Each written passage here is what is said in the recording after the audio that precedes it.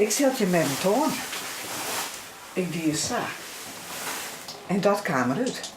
En zo wie het juster bij duizenden mensen. Bij gewoon nog een liedstrieltje wetter, bij horen niet meer. De oorzaak luidt onder ronde van de stad op industrieterrein De Hemrik. Een grote krater naast het fietspaad. Dat loopt voortdurend een soort ramptoeristen. De gemeente schaalt grut op.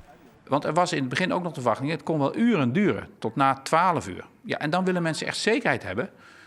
Kan ik morgen nog niet alleen mijn tanden poetsen, maar heb ik wel water voor babyvoeding? Dan zitten we ook met ziekenhuizen, met andere plekken waar echt water een probleem kan worden. Vitens is oerendwand om het lek te vinden en te repareren.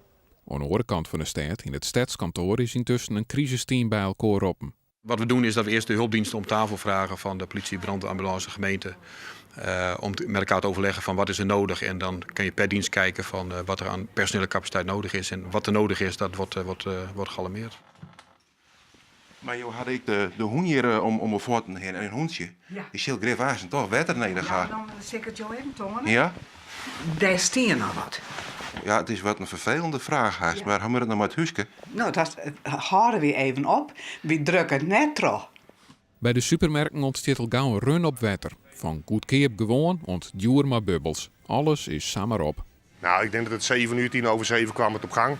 Ja, binnen een uur was alles weg. We hebben het magazijn nog omgekeerd om de laatste flessen water tevoorschijn te toveren. Om de klanten nog te willen te wezen. Ja, toen was alles op. Toen moesten we een even kopen. En hoe reageerden de klanten daarop?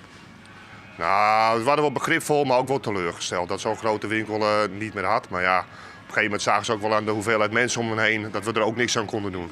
De winkel had extra wetter besteld. Dat zit iedereen voor de dag weer in de schappen. Maar wat er dan nog zo verlet is...